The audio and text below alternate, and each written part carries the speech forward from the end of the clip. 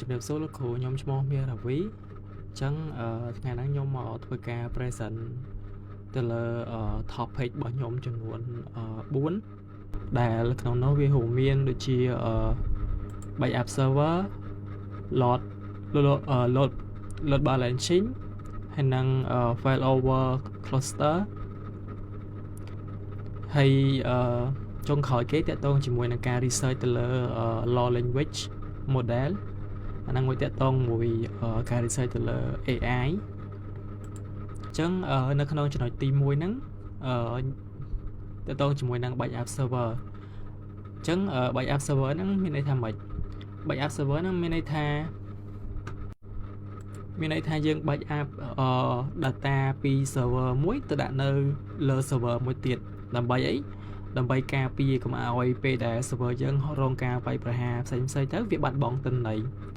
អញ្ចឹងយើងធ្វើការ backup ទិន្នន័យពី server មួយទៅដាក់នៅក្នុង server 2ដែលជា server backup ហ្នឹងដើម្បីឲ្យយើងការពារទិន្នន័យបណ្ដាអាសន្នអញ្ចឹងណាដូចជា website ពងរ៉ាន់អញ្ចឹងទៅស្រាប់តែមានគេវាយប្រហារប៉ុបវាបាត់ server អញ្ចឹងបើសិនជាយើងមាន backup server ទៅពេលដែល website ពេលដែលគេវាយប្រហារ website យើងមកwebsite យើងអាចនៅដំណើរការធម្មតាពីព្រោះយើងបាន backup data ទុកហើយហើយអញ្ចឹងខ្ញុំអត់បានធ្វើវានៅលើ backup server ហ្នឹងដែរខ្ញុំអត់បានធ្វើវានៅលើ AWS ទេដោយសារតែខ្ញុំចង់ធ្វើវានៅលើ local ដោយប្រើកន្លែង Linux ហ្នឹងហ្មងណាអញ្ចឹងដើម្បីធ្វើការ config វាយើងត្រូវការមានម៉ាស៊ីនចំនួន2ម៉ាស៊ីន A ហើយនិងម៉ាស៊ីន B ម៉ាស៊ីន A សម្រាប់ production ម៉ាស៊ីន B សម្រាប់ backup server ហើយយើងធ្វើការ set up យើងត្រូវការទៅ install package មួយមានឈ្មោះថា orsin-y បន្ទាប់មកយើងត្រូវការ create ISH key ហើយយើងត្រូវការមាន file ធ្វើការ create folder មួយហើយ file សម្រាប់យើង testing ហើយបន្ទាប់មកយើង run command មួយដើម្បីធ្វើការ backup ពី server A មកដាក់ server B អញ្ចឹងខ្ញុំទៅ demo នៅក្នុងម៉ាស៊ីនហ្មង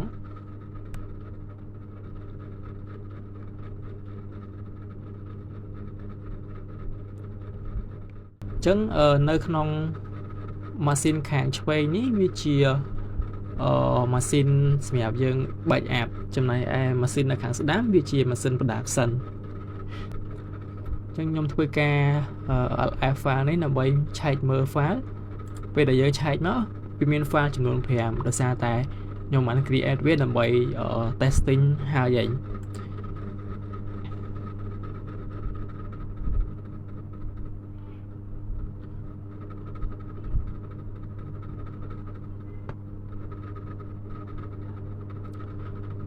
ចឹងខ្ញុំធ្វើការបង្កើត file ថ្មីមួយជា file ទី6ខ្ញុំបង្កើត file ទី6នៅក្នុងម៉ាស៊ីន production យ៉ាខ្ញុំបានបង្កើត file ហើយ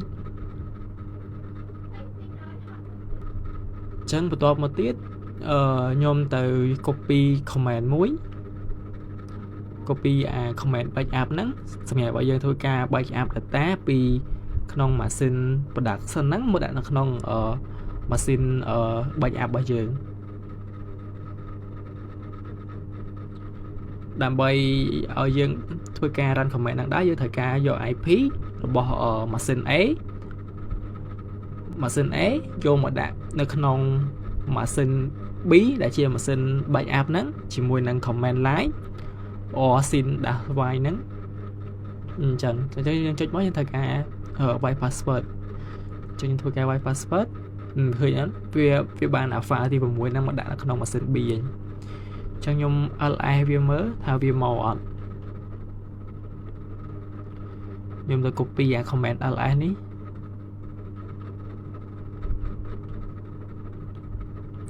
ខ្ញុំផាសមកវាមកខ្ញុំឃើញថាមាន file ទី6ហ្នឹងវាមកហើយចឹងចំណុចចឹងចំពោះការ backup នេះដែរយើងអាច backup បាន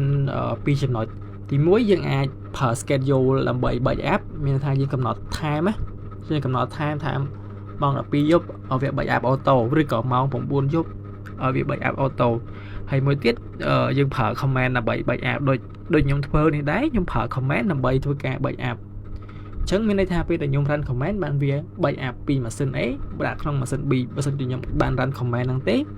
វាអត់អាចបាច់ app បានទេ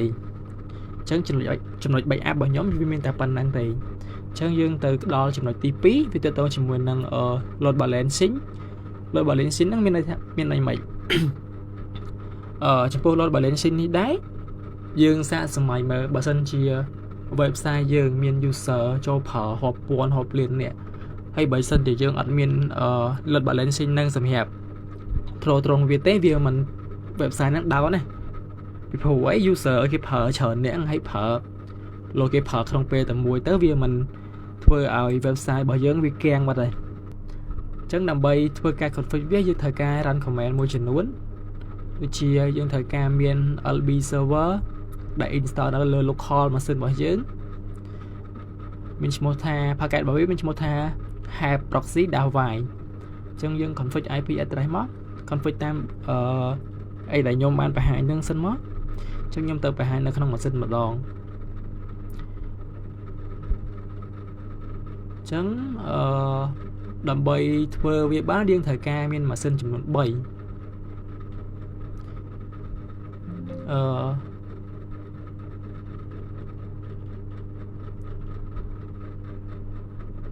យើងត្រូវការមានម៉ាស៊ីនចំនួន3ម៉ាស៊ីន server ទី1ម៉ាស៊ីន server ទី2អានេះម៉ាស៊ីន server ទី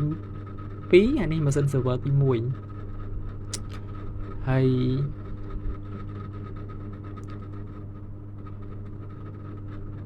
ើយអាម៉ាស៊ីន server នេះវាជាម៉ាស៊ីនកណ្ដាលគេមានន័យថាវាជាម៉ាស៊ីនកណ្ដាលជាអ្នកចែកការងារឲ្យម៉ាស៊ីន2ហ្នឹងណាមានន័យថា user ពេលដែល user ប្រើគាត់ប្រើអា server កណ្ដាលគេឯងហើយចំពោះអា server 2ទៀតសម្រាប់យើងចែកការងារគ្នាធ្វើដើម្បីកុំឲ្យវា down ណាអញ្ចឹងដោយសារតែខ្ញុំបានធ្វើការ config វារួចរាល់ហើយ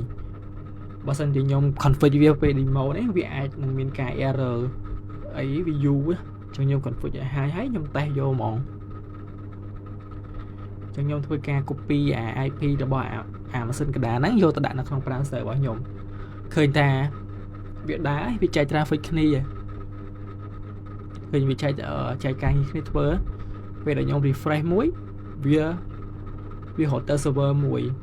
refresh មួយទៀតវារត់ទៅ server ទី2អញ្ចឹងណាអញ្ចឹងអា load balancing ហ្នឹងវាតែប៉ុណ្ណឹងហើយចំណុចចុងក្រោយទាក់ទងជាមួយនឹង failover cluster ហ្នឹងខ្ញុំអត់បានធ្វើទេដោយសារតែចំណុចចុងក្រោយហ្នឹង failover cluster ហ្នឹងខ្ញុំ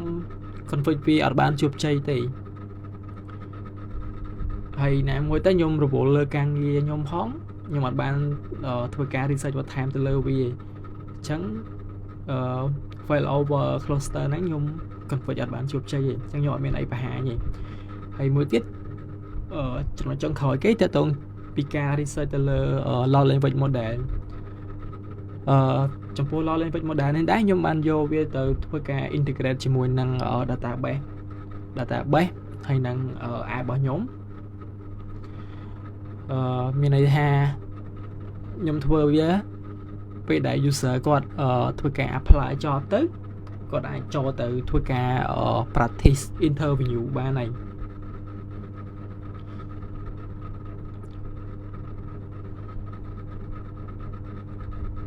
អញ្ចឹងដោយសារតែខ្ញុំនេះខ្ញុំ apply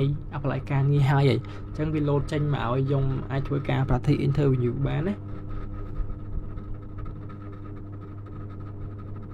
In your experience with web development, how do you approach performance optimization to ensure a high-quality user experience, particularly when dealing with large-scale applications? សួរសំណួរយើង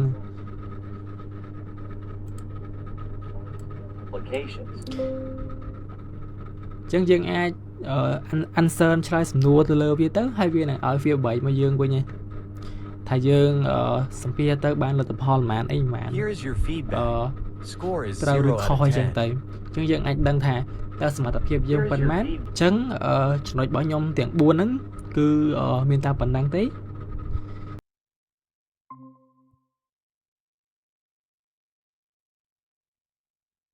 ជំរាបសួរលោកគ្រូខ្ញុំឈ្មោះឈៀវលីអេហើយនឹងខ្ញុំ handle ទៅលើ3 part គឺPower DNS ហើយ Database Server និង Mail Server អញ្ចឹងខ្ញុំអត់បានធ្វើនៅលើ local ទេដោយសារថ្ងៃខ្ញុំប្រើ Ubuntu ខ្ញុំបានប្រើមួយវាហើយអញ្ចឹងខ្ញុំ config នៅលើ EC2 ហ្មងអញ្ចឹងនេះគឺជា EC2 instance របស់ខ្ញុំហើយខ្ញុំបាន config នៅលើ server របស់ខ្ញុំគឺខ្ញុំប្រើ Docker ទាំងអស់ដោយខ្ញុំប្រើ container សម្រាប់ manage ទៅលើ Docker API របស់ខ្ញុំអញ្ចឹងខ្ញុំបាន set up traffic stack ដែលសម្រាប់ manage ទៅលើ reverse proxy ទៅលើ domain ហើយឥឡូវយើងចាប់ផ្ដើមទៅលើ task ទី1របស់ខ្ញុំគឺ Power DNS អញ្ចឹងខ្ញុំបាន config Power DNS stack ជាមួយ open source Power DNS ហ្នឹងគឺជា open source សម្រាប់យកមកធ្វើ DNS server អញ្ចឹងខ្ញុំបាន pull Docker វាពី official registry មកខ្ញុំបាន spin up Power DNS stack មួយនិង Power DNS admin អញ្ចឹងនេះគឺ stack ដែលខ្ញុំបាន set up ហើយ database ខ្ញុំ connect ទៅមួយ MySQL អញ្ចឹងនេះគឺ domain ដែលខ្ញុំបាន add អញ្ចឹងវាក៏មាន UI ដែរគឺ Power DNS admin នេះគឺជា UI របស់ Power DNS ហ្នឹងអញ្ចឹងយើងអាច manage ទៅលើ domain យើងបានអញ្ចឹងនេះគឺ user management ដែលយើងអាច log in ចូល admin ហ្នឹងដើម្បីសម្រាប់ manage ទៅលើ domain ហើយនេះគឺជាកន្លែង manage ទៅលើ DNS server យើងអាច add API URL និង API key សម្រាប់ communicate ពី admin ទៅ Power DNS អញ្ចឹងនេះគឺជា dashboard របស់វាហើយនេះខ្ញុំបានបង្កើត domain test មួយគឺ rupp.com អញ្ចឹងនៅក្នុង domain ហ្នឹងនៅក្នុង ศูនย์ហ្នឹងខ្ញុំបានបង្កើត subdomain មួយដែរគឺ attendant.rupp.com ដែលជា CNAME record អញ្ចឹង Power DNS យើងគឺមានតែប៉ុណ្្នឹងទេយើងអាចប្រើបានហើយដែលវាងាយស្រួលមែនតើគឺយើងប្រើជាមួយ open source ហើយ self hosted របស់យើងអញ្ចឹងបន្ទាប់ខ្ញុំចូលទៅដល់ database អញ្ចឹង database ខ្ញុំបានធ្វើលើ Mongo MySQL និង Postgre អញ្ចឹងសម្រាប់ database គឺខ្ញុំសិតតែប្រើជា Docker ទាំងអស់គឺខ្ញុំ pull image ពី official មកហើយនេះគឺជា stake របស់ MongoDB នេះគឺជា stake របស់ MySQL ហើយនេះគឺជា stake របស់ Postgre អញ្ចឹងខ្ញុំអាចនឹង execute ចូលទៅក្នុង database អញ្ចឹងនេះគឺជា server ដែលខ្ញុំបាន SSH ចូលហើយអញ្ចឹងខ្ញុំអាចចាប់ផ្ដើមពី Mongo មុនខ្ញុំ execute ទៅ container របស់ Mongo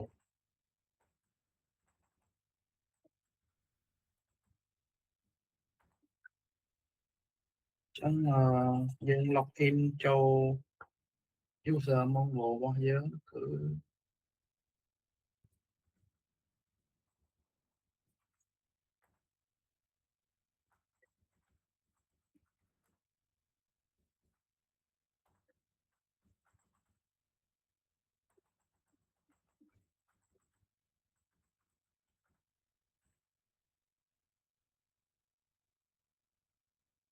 password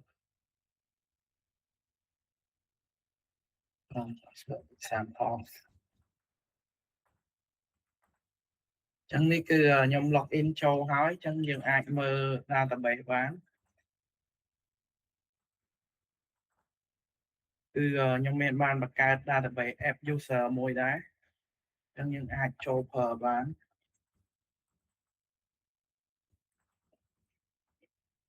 អញ្ចឹងខ្ញុំមាន collection មួយដែរគឺ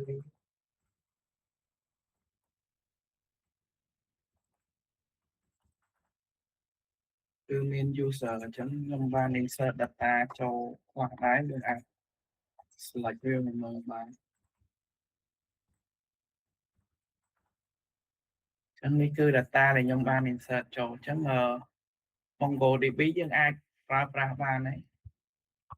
អញ្ចឹងខ្ញុំនឹងបន្តទៅ MySQL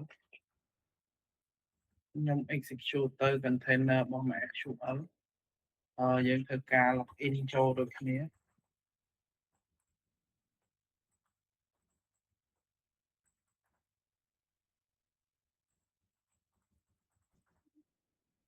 នេះគឺយើង login ចូលបានហើយ MySQL អញ្ចឹងយើងទៅមើល database ដែលយើងមានអញ្ចឹងនេះគឺ database ដោយសារ MySQL នេះខ្ញុំផ្ទាល់ជាមួយ project នៅលើមុខវិជ្ជា mobile app ដែរអញ្ចឹងគឺមាន data ស្រាប់នៅក្នុងនេះយើងអាច select មើលបាន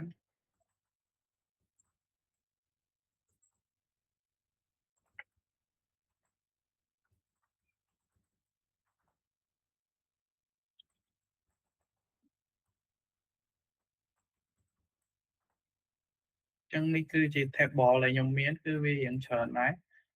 ដោយសារខ្ញុំបានប្រើវាមករយៈហើយអញ្ចឹងយើងអាច select data មើលបានអញ្ចឹងនេះគឺវាអត់ចេញមកស្អាតទេដោយសារយើងនៅក្នុង console ហើយ data វាច្រើន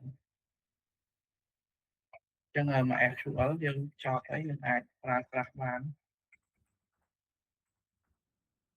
យើងបន្តចូល Postgres execute ចូល container Postgres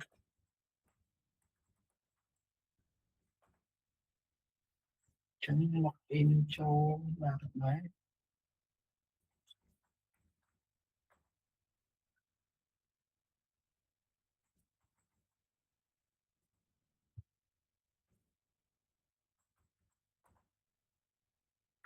នឹងយើង login as root user នេះយើង reach database មើលគឺខ្ញុំបានបង្កើត payment DB នេះសម្រាប់ test មើលចឹងយើង switch ទៅប្រើ database ចឹង comment របស់ Postgres វារៀងផ្លែកខុសពីគេបន្តិចវា say ជាលក្ខណៈ character ចឹងខ្ញុំ switch មកcollection របស់ payment DB ហើយយើងអាច select data មើលបានដែលខ្ញុំ insert test ហ្នឹងចឹងនេះគឺជា data ចឹងPostgres យើងក៏អាចប្រើបានដូចគ្នាចឹងទៅលើ part របស់ database គឺអស់ហើយខ្ញុំបាន spin up 3 instance ហ្នឹងតបមកគឺទៅលើ mail serverក៏ខ្ញុំប្រើ open source ដែរគឺ MailU តែនៅ MailU គឺត្រូវ set up 6 service គឺ7 service ទាំងអស់ដែលមាន admin មាន Redis មាន Cat និងមាន SMTP និង IMAP អញ្ចឹងគឺវា config រៀងច្រើនដែរទៅលើ mail server នេះ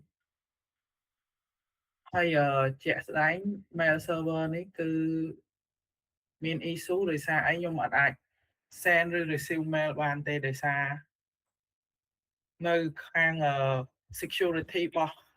AWS គឺគេ block ទៅលើ port 587 និង port 25គឺគេអាចឲ្យយើង send និង receive mail បាននៅលើ EC2 instance របស់គេហ្នឹងអញ្ចឹងខ្ញុំ try to config ដែរខ្ញុំបាន config outbound និង inbound port គឺគេនៅតែ block ហើយខ្ញុំក៏បានព្យាយាមប្រើ service របស់ AWS ដែរគឺគេនៅតែ block port ហ្នឹងយើងអាច send និង receive mail បានយើងបានត្រឹមតែផុស mail server របស់យើងតែយើងអត់អាចប្រើបានយើងត្រូវគេតម្រូវឲ្យយើងប្រើទៅលើ service របស់គេអញ្ចឹងសរុបមក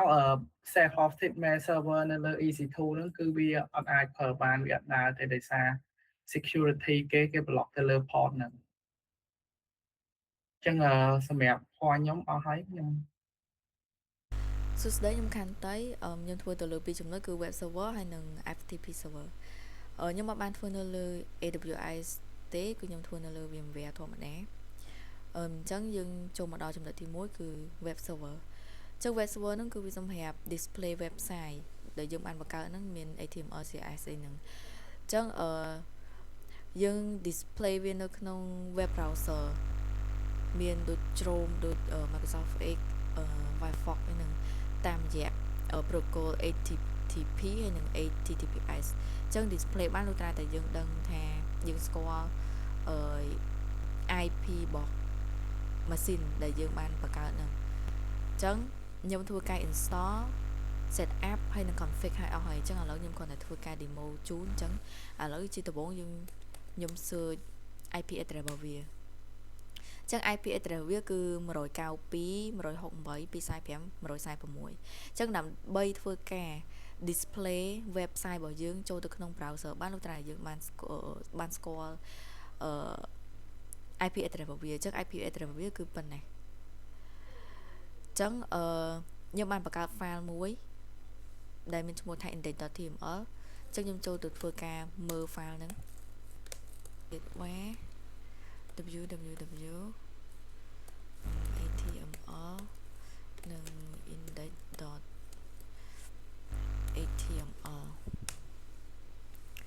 chẳng cái trong ở bàn bạc cái phần ấy chẳng nhông trong display index.html nâng nó không web browser chẳng nhóm thua cam bao browser muối cứ Firefox cứ nhóm xe tam dạng HTTP chẳng nhóm thua ca vay HTTP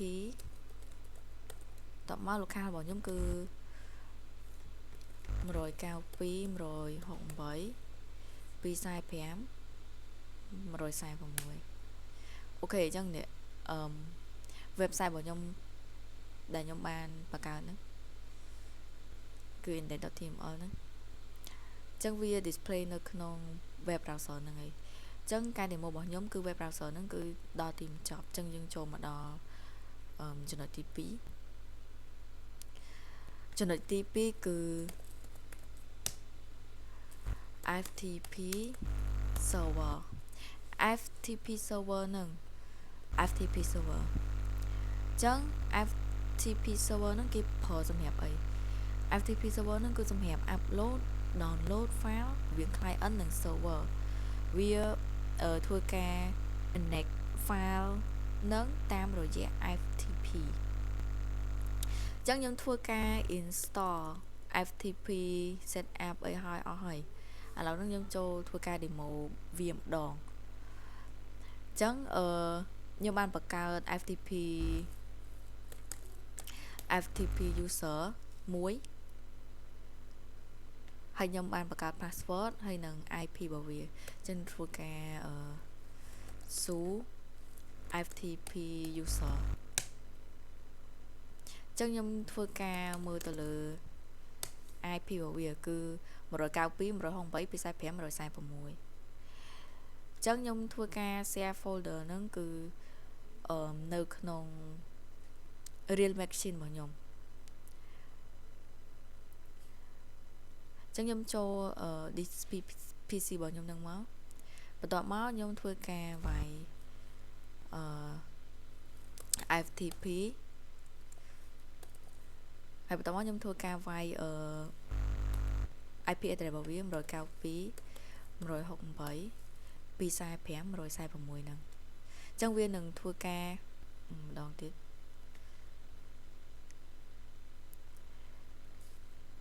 yes chẳng viên nâng ao nhóm thua ca vài username chẳng nhóm thua ca vài password chỗ cứ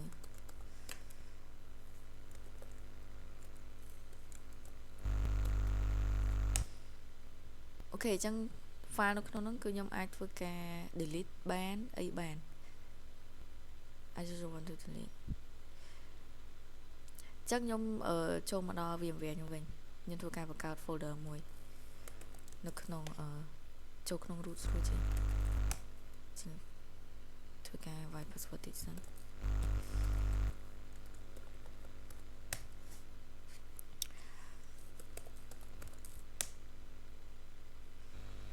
ចឹងខ្ញុំនឹងធ្វើការបង្កើត file មួយនៅក្នុង folder ហ្នឹងគឺក្នុង directory ហ្នឹងគឺ cd home ftp user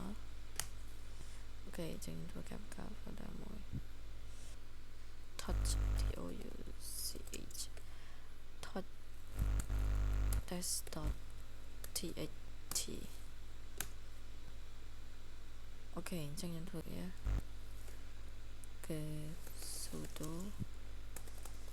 systemctr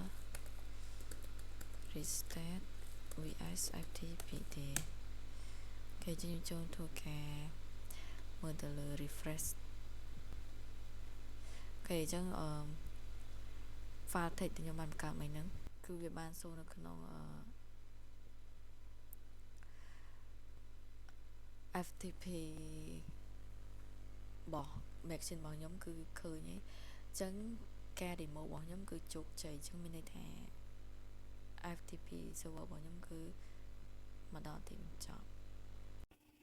ជំរាបសួរលោកគ្រូខ្ញុំឈ្មោះទឹកសុធីតាចំណុចដែលខ្ញុំធ្វើនេះគឺការ install និង config DHCP លោកគ្រូចឹងឥឡូវខ្ញុំសូមបញ្ចូល password user របស់ខ្ញុំសិនអញ្ចឹងDHCP ហ្នឹងគឺយើងធ្វើឡើងដើម្បីបែងចែកអ៊ីនធឺណិតឬមួយក៏ IP address ឬក៏ root subnet mask នៅក្នុង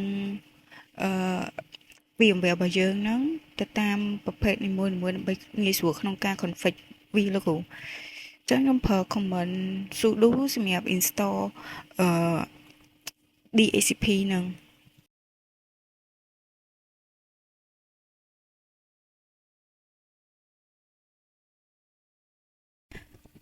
សម្រាប់ DHCP គឺខ្ញុំបាន config វាទៅតាម0 timeline ដែលត្រូវជាមួយនឹងម៉ាស៊ីនខ្ញុំហើយតែបើសិនថាយើងដំបូងតែយើងអត់ទាន់មាន timeline ឬក៏សេរី0វាឲ្យត្រូវជាមួយនឹងម៉ាស៊ីនរបស់យើងទេវានឹងពេលដែលយើង install sudo ទៅវានឹង load error ឲ្យយើង found ទៅ0ឬក៏ timeline នៅក្នុងម៉ាស៊ីនរបស់យើងអញ្ចឹងខ្ញុំសូម config វាហ៊ានទៅកាន់អ៊ីនធឺណិតរបស់ Google ដោយយើងប្រើ root វាគឺ 8.88 និង router ផ្សេងទៀតរបស់ម៉ាស៊ីន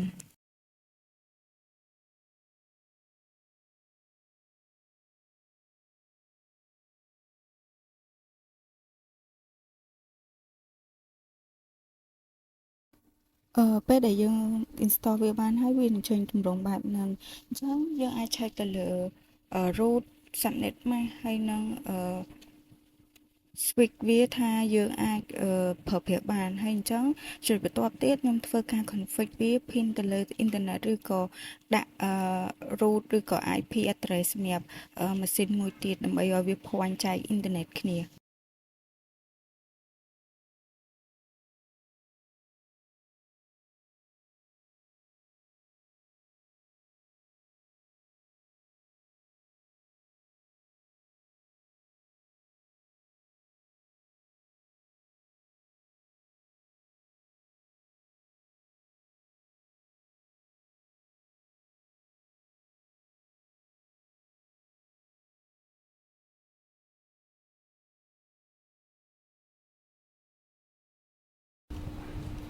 ចឹងចំណុចនេះដែរខ្ញុំធ្វើការឆែកIP subnet mask ហើយនឹង root របស់ម៉ាស៊ីនខ្ញុំដើម្បីធ្វើការ config ទៅលើ DHCP ដែលខ្ញុំបាន install ខាងដើមលោកគ្រូ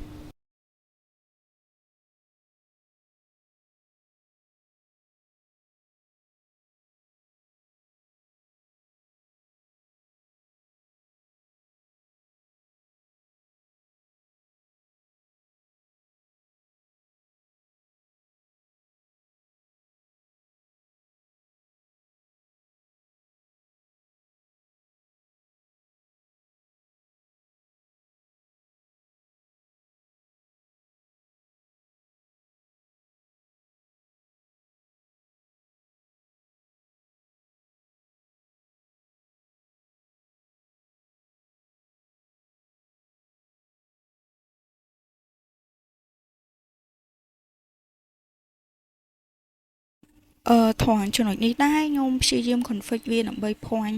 IP ទៅកាន់ម៉ាស៊ីនមេរបស់ខ្ញុំប៉ុន្តែ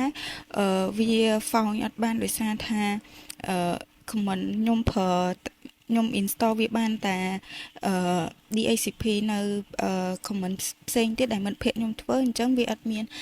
document ឬក៏ file សម្រាប់វាទាញមកដើម្បី point ទៅកាន់ម៉ាស៊ីនមេរបស់ខ្ញុំលោកគ្រូអញ្ចឹងការ install DHCP របស់ខ្ញុំហើយ config គឺខ្ញុំសូមបញ្ចប់ត្រឹមហ្នឹងលោកគ្រូអញ្ចឹងសូមផ្ដល់តួនាទីបន្ទាប់ទៅឲ្យមិត្តភ័ក្ដិរួមក្រុមរបស់ខ្ញុំលោកគ្រូអរគុណច្រើន